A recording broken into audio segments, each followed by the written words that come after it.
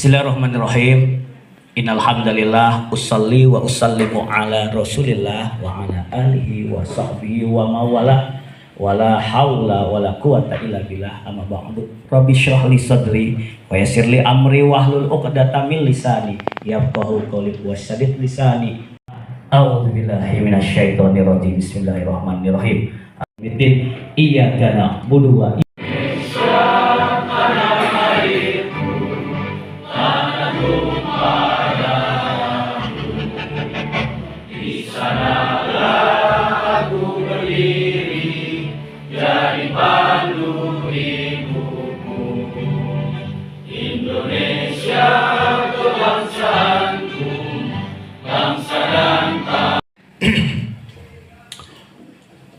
Bapak Ibu, hari ini izinkan saya memberikan arahan yang saya hormati Ketua Pembina FKG P3K Indonesia Bapak Sutarno, yang saya mencoba legalitas hukum. Yang pertama gagal, ya. Kenapa gagal? Ada yang diamanahkan untuk membuat legalitas, ternyata sia-sia gitu, udah patungan akhirnya disia-siakan gitu.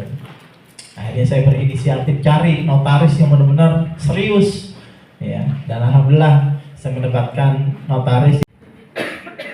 Dengan memanjatkan puji syukur kehadirat Tuhan Yang Maha Esa, Yang Maha Kuasa atas segala taufik dan hidayahnya, maka hari ini Sabtu tanggal 19 April 2025, saya Ketua Umum Pengurus Besar Dewan Pimpinan Pusat FKG P3K Indonesia dengan resmi melantik saudara, ya, sebagai pengurus Dewan Pimpinan Daerah FKG P3K DKI Jakarta berdasarkan surat keputusan PB DPP FKG P3K Indonesia nomor 002/PB/4/2025 tanggal 17 April 2025. Saya percaya bahwa saudara akan melaksanakan tugas ini dengan sebaik-baiknya sesuai dengan tanggung jawab yang dibebankan kepada saudara. Baik, sebelum saya akan melantik, saya akan bertanya kata-kata pendahuluan sumpah dan janji. Sebelum saudara-saudara mengucapkan sumpah janji, saya ingin bertanya untuk yang beragama Muslim, apakah saudara siap bersedia bersumpah? Siap. Bersedia bersumpah dengan cara agama Islam? Siap. Untuk Pak Robert, bersedia untuk berjanji dengan cara agama Kristen? Siap. Baik. Selanjutnya, satu lagi Pak, ada yang non Pak Francisca. Iya. Berjanji dengan cara agama Katolik, ya? Ya. Bersedia? Bersedia, ya. Ini karena Kristen dan Katolik nanti digabung sama, ya. Baik, selanjutnya saya perlu memperingatkan bahwa sumpah yang akan saudara ucapkan ini adalah mengandung tanggung jawab, ya, terhadap bangsa dan negara Republik Indonesia dan Pancasila beserta Undang-Undang Dasar 45 serta tanggung jawab terhadap kode etik khususnya guru P3K. Sumpah ini di samping disaksikan oleh diri sendiri dan oleh semua yang hadir sekarang, juga penting sekali disadari bahwa sumpah ini disaksikan oleh Tuhan Yang Maha Esa. Karena itu Tuhan itu Maha mengetahui. Di dalam bagi orang Islam, dalam surat Al-Baqarah ayat 224 dinyatakan, janganlah kamu jadikan nama Allah dalam sumpahmu akan menjadi halangan untuk berbuat kebajikan, bertakwa dan menegakkan perdamaian antara manusia, bahwa Allah itu Maha mendengar dan Maha mengetahui. Di dalam agama Kristen dan Katolik, di dalam kitab Perjanjian Baru, surat Paulus kepada jemaat di Roma bab 6 ayat 13 dinyatakan, dan janganlah kamu menyerahkan anggota-anggota tubuhmu kepada dosa untuk dipakai sebagai senjata kelaliman, tetapi serahkanlah dirimu kepada Allah sebagai orang-orang yang dahulu mati, tetapi yang sekarang hidup, dan serahkanlah anggota-anggota tubuhmu kepada Allah untuk menjadi senjata-senjata kebenaran. Oleh karena itu, memang manusia dapat mengetahui dari kata-kata dan perbuatan seseorang. Tuhan mengetahui apa yang tampak dan apa yang tersembunyi dalam diri saudara. Tuhan mengetahui kedua-duanya, apa yang diucapkan dan apa yang tersimpan di dalam hati saudara. Dan kepada Tuhan itulah akhirnya pertanggungjawaban akan saudara berikan. Selanjutnya ikuti kata-kata saya semua dan janji. Sumpah dan janji. FKG P3K DKI Jakarta. FKG P3K DKI Jakarta.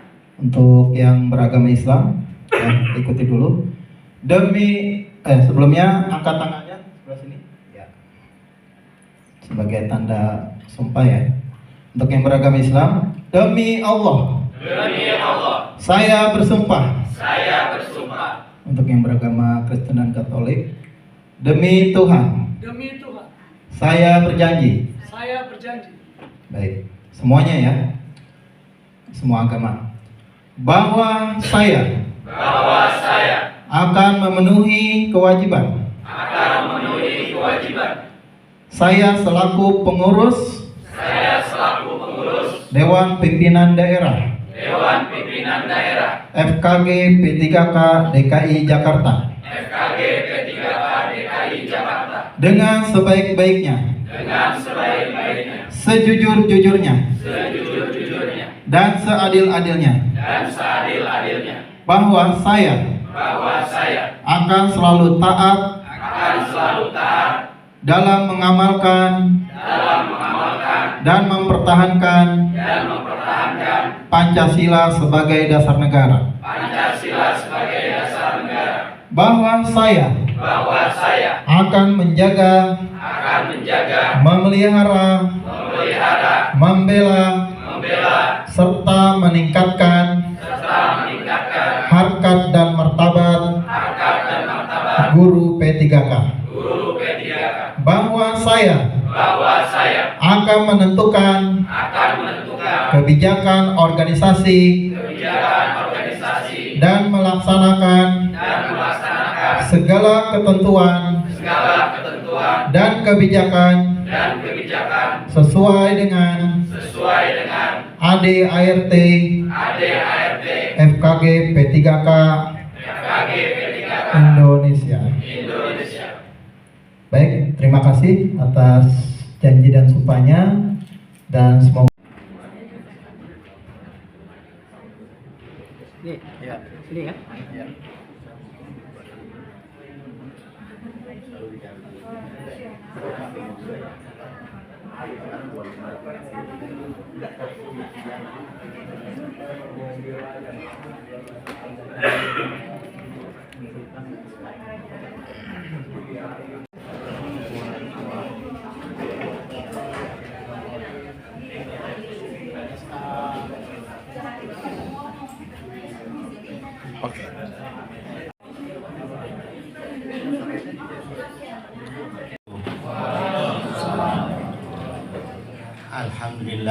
Alhamdulillahirabbil alamin wa bihi nasta'in ala umuri dunya waddin. Allahumma sholli ala sayyidina Muhammad wa ala ali sayyidina Muhammad. Amma ba'd. Yang saya hormati Ketua Forum Komunikasi Guru P3K Indonesia. Yang saya hormati Ketua Forum Komunikasi Guru DKI Jakarta, P3 DKI Jakarta, dan seluruh jajaran pengurus FKG P3K DKI Jakarta yang alhamdulillah baru saja kita saksikan bersama-sama dilantik. Mudah-mudahan ini menjadi berkah semua. Amin. Di atas perjuangan para pendidik. Saya dikasih waktu berapa lama nih? Kalau dosen udah ngomong itu benar 2 SKS. Syukur alhamdulillah pada hari ini kita bisa bermuajahah dalam majelis yang baik, yang tentunya kita semua menjadi pejuang pendidikan tanpa lelah, tanpa letih. Sholawat dan salam mari kita panjatkan kepada junjungan kita Nabi Muhammad Sallallahu Alaihi Wasallam. Baik Bapak Ibu, izin saya ini kalau di bahasa Jawanya di Blekoto ini Pak. Tiba-tiba saya di rumah itu pengen duduk melihat teman-teman perjuangan guru sampai sini suruh pidato. Jadi nanti kalau dosen pidato itu panjang biasanya. Bapak Ibu yang saya hormati, saya secara pribadi mengucapkan terima kasih diajak bergabung di forum ini melalui Pak Fahmi. Pak Fahmi itu kakak saya. Guru mana saya juga lupa, guru SD mana saya. Jaga situ lah, jaga karsa apa mana juga. Nah ini saya beberapa kali suruh ngisi acara di forumnya beliau itu di guru gitu ya. Jadi saya terus terang aja terima kasih ikut berjuang karena kebetulan itu Menteri Pendidikan Dasar menang itu kolega kami di UIN Jakarta, Pak Mufti. Gitu. Jadi ya saya juga ada beberapa isu yang saya akan nanti utarakan. Yang pertama Bapak Ibu sekalian, saya berangkat dari cara pikir saya sebagai ekonomi politik pendidikan, gitu ya. Jadi begini Bapak Ibu, saya mengambil tadi disampaikan Pak Ketua Indonesia ini, siapa namanya Pak Dian Parikesit, menarik tadi. Tapi saya mulakan dengan persoalan institusional Pak dan regulasi. Jadi forum ini menjadi penting karena pertama nasib saya sama Bapak-bapak juga sama. Kebetulan saya PNS sebagai undang-undangnya yang sama, undang-undang guru dan dosen. Sama undang-undangnya. Cuman begini, ada persoalan regulasi yang tentunya ini harus dipahamkan kepada pengambil kebijakan. Begini ceritanya. Tahun 2006 pasca reformasi itu, ini kan gonjang-ganjing politik Indonesia ini menciptakan suatu reformasi yang menarik sebetulnya. Apa itu? Mengamandemen Undang-Undang Dasar pasal bidang pendidikan. Makanya muncul 20% anggaran APBN itu untuk pendidikan. Pertanyaannya pasti Bapak Ibu tanya, loh, undang-undang 20% loh, APBN kita itu berapa?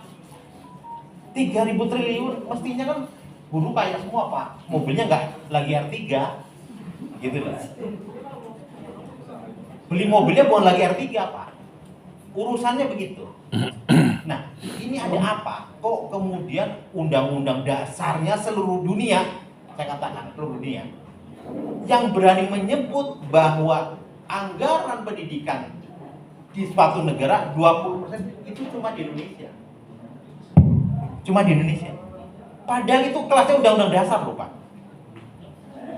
Yang eksplisit menyebutkan di negara mana tidak ada, termasuk di Amerika tidak ada. Indonesia itu luar biasa. Pertanyaannya kembali lagi tadi Pak Ketua mengatakan, implementasinya gimana kok ada yang namanya ASN, ada yang namanya P3K. Saya kebetulan ya nyun sewu Bapak, nasibnya nggak jelek-jelek amat lah, dalam usia muda sudah guru besar gitu loh. Jadi saya akan kritisi ini. Berkali-kali saya diskusi sama staf ahli Menteri Pendidikan dulu namanya Prof. Adli, saya sampaikan gitu. Itu satu urusan yang hari ini PR betul, tadi Bapak betul, hajar aja terus Pak Komisi 2. Dan kalau bisa langsung ke Menteri ini mau apa Indonesia ini? Padahal kalau sudah ngomong jargon Indonesia emas 2045, wah itu udah gaungnya melebihi gaung 2000. Gitu. Nah, titik tumbuhnya di mana Bapak Ibu semua? Titik tumbuhnya adalah persoalan regulasi di masing-masing daerah itu berbeda-beda. Karena apa? Mohon maaf. Ini tadi Pak Ketua mengatakan, Pak DKI sih masih mending Pak. Terus terang aja, masih mending. DKI sebuah entitas hukum pemerintahan yang benar-benar katakan aja negara kaya raya Pak. Tapi coba di kampung saya dengan pemilahan seperti ini, P3K guru SD SMP yang ngurusin bupati wali kota. Pas SMA diurusin gubernur. Itu udah jomplang Pak, jomplang sejomplang-jomplangnya. Segregasi luar biasa dahsyatnya. Ini tanggung jawab siapa Pak? Pertanyaan besarnya sebagai peneliti saya, loh yang dihadapi kan sama. Manusia Indonesia, anak-anak yang problematik keluarganya sama Pak. Kok kenapa berbeda di daerah sama? Jadi kalau saya menyebut Jakarta sih orang pusat gitu ya Pak. Tapi coba ke situ sebentar Pak, ke Pandeglang. Anak-anak sekolah masih ngeker Pak. Boro-boro sepatu apa sendal. Kemana-mana pakai. Ini problematik Indonesia yang sesungguhnya. Sehingga saya boleh mensitir penelitiannya Pak Buduflo, seorang pemikir ahli pendidikan ekonomi yang dapat Nobel dunia itu menceritakan tentang suksesnya Pak Harto menciptakan sebuah yang dinamakan sebagai universalitas pendidikan di Indonesia melalui Impres Pak. SD Impres di mana-mana. Barangkali saya aja nggak ngalami SD Impres, barangkali bapak-bapak yang di atas saya gitu ya mengalami di Impres. Ini rata Pak kesejahteraan daripada guru. Kita ini belum selesai MBG. Saya nulis artikel kemarin tentang MBG Pak. Ya kalau ada aspek filantropi bener Pak. Bagaimana bapak ibu guru supaya nggak repot, nah terutama daerah. Anak-anaknya datang ke sekolah dalam keadaan perut lapar Pak. Orang sarapan itu di beberapa daerah mewah Pak. Kadang-kadang mohon maaf, anak-anak dibangunin sama ibunya, udah kamu sekolah, mandi gak diurusin, boro-boro sarapannya. Bagaimana? Bapak ibu yang ngadepin kelas 1, kelas 2, kelas 3, kelas sampai kelas 6, baunya masih bau peluk, sudah diajarin. Bagaimana? Ini kan real Pak, kehidupan tentang ekonomi pendidikan. Kemudian dalam kondisi gurunya pun nyun sewu. Ada juga guru datang belum sarapan karena istrinya nggak pegang duit, aspek kesejahteraan, aspek welfare. Ini kemudian Pak, Bapak Ibu sekalian, saya mau mengatakan titik simpul terpenting adalah advokasi tadi Pak Ketua sampaikan. Ini penting Pak. Kalau nggak yang menyuarakan, advokasi ini menjadi siapa yang akan membantu teman-teman kita dalam problem. Tadi aja di Jakarta udah kelihatan Bapak, ada guru 7 main pindah aja. Ya kan? Loh kalau di daerah tidak ada seperti ini, Pak Ketua. Terus siapa mereka yang bilang? Nggak ada Pak.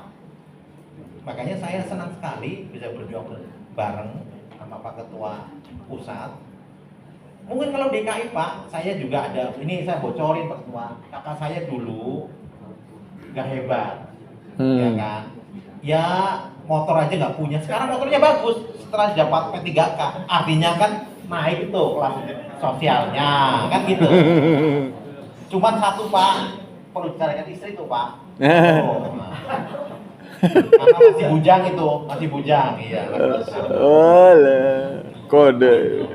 Kan daripada duitnya mubah harus di-share sama teman hidupnya kan begitu, makanya dicarikan itu ibu barangkali ada yang mau gitu kan.